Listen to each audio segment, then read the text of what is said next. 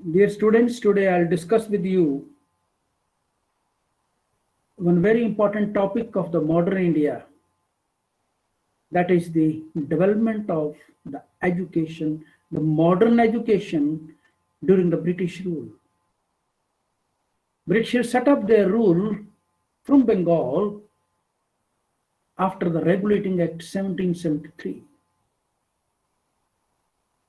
From that time onwards till 1947, whatever they have made a development for the modern education, that we'll discuss today in the lecture.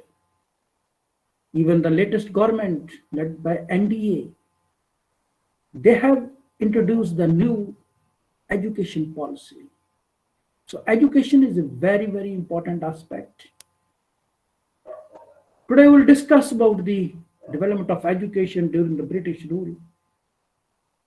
First of all, it was Warren Hastings who set up the Calcutta Madrasa in 1781 for the study of Arabic and Persian. The Asiatic Society of Bengal was founded by Sir William Jones in Calcutta in 1784. It also made a lot of development, made a lot of efforts for the modern education. Then Jonathan Duncan, the resident at Banaras, started the Sanskrit College in 1791. Lord Wellesley started the Fort William College in 1800 for the training of civil servants, which the Court of Directors closed in 1802. William Carey, a Baptist missionary, set up schools and published Bengali translations of the Bible, thereby laying the foundation of English education and Bengali-prone literature. The Charter Act of 1813, it is from here a new turn for the education began, was the first to provide an annual expenditure of rupees 1 lakh rupees. And that 1 lakh rupees was sanctioned for the education for the Indians, but that 1 lakh rupees came after the 10 years, that is in 1823. And this 1 lakh rupees for the revival and promotion of the literature, particularly the Indian literature. When in 1823 that money arrived in India, the controversy arose. The two groups developed, one Orientalist, another Anglicist. One says the British should provide the education to the Indians in the vernacular language. The other said no, it should be in the English language. Then David Harry and Raja Ram Mohan Rai were instrumental in setting up the Calcutta Hindu College in 1817, which later developed into the Presidency College. Now, Orientalist and Anglicist controversy and the Macaulay's, Lord Macaulay's contribution. The Orientalists led by H.T. Prinsep, who favored encouragement of Oriental literature, and the Anglicists who were favored in the advancement of Western science and literature.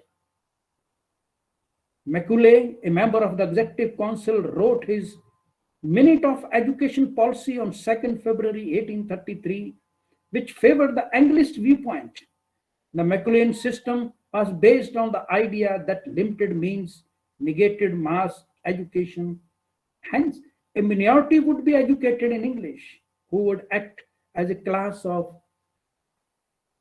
interpreters, thereby enriching the vernaculars such that the knowledge of Western sciences and literature would reach the masses. Lord William Banting, in the resolution of 7th March 1835, accepted the Macaulay's viewpoint, which led to the promotion of European science and literature. And in 1835, English became the medium of instruction, replacing the Persian up till the 1947. Charles Wood Dispatch, 1854. The president of Board of Control, his scheme became the Magna Carta of the English education in India. The universities of Calcutta, Madras, and Bombay were set up in 1857, along with one engineering college at Roorkee. It was Bethune's contribution which helped in setting up of a number of girls' schools. It was during this period only many Indians like Ishwar Chandra Vidyasagar set up various schools, colleges for the education of the women. The Hunter Education Commission, 1882-1803, its main recommendations were basically for secondary education. Secondary education should be in two sectors: literary education leading to the university's entrance examination and commercial and vocational training. Then the next is the Raleigh Commission, 1902. The only Indian member of the commission, Gurdas Banerjee, appointed by Lord Curzon, strongly disagreed with its recommendation, which were adopted in the Indian University Act of 1904. Then Indian University Act 1904, it was enacted to ensure greater government controls over the universities.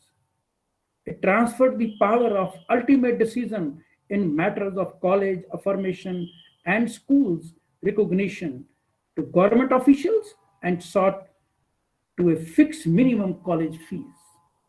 Sadler Commission, 1917-1919. The two Indian members of this commission were Sir Ashutosh Mukherjee and Dr. Ziauddin Ahmed. It was mainly for the higher education.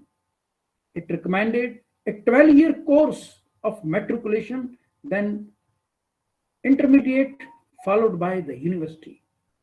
University course was limited to 3 years and divided into pass course and honors. Each university should be a centralized system. A board of women's education was also suggested. Vardha Scheme. Vardha Scheme of Basic Education, 1937, worked out by Dr. Zakir Hussain Committee after Mahatma Gandhi published a series of articles in his newspaper Harijan. It centered around manual productive work, which would cover the remuneration of teachers. There was to be a 7-year course through the mother tongue of the students. It was to be centered around the crafts. Sargent Plan of 1944. It envisaged the establishment of elementary school and high schools. Number 2, universal and compulsory education for all children between the age of 6 and 11.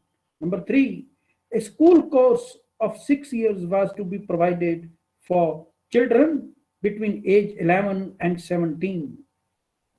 4, high schools were to be of two types. 1, academic, and number 2, technical and vocational.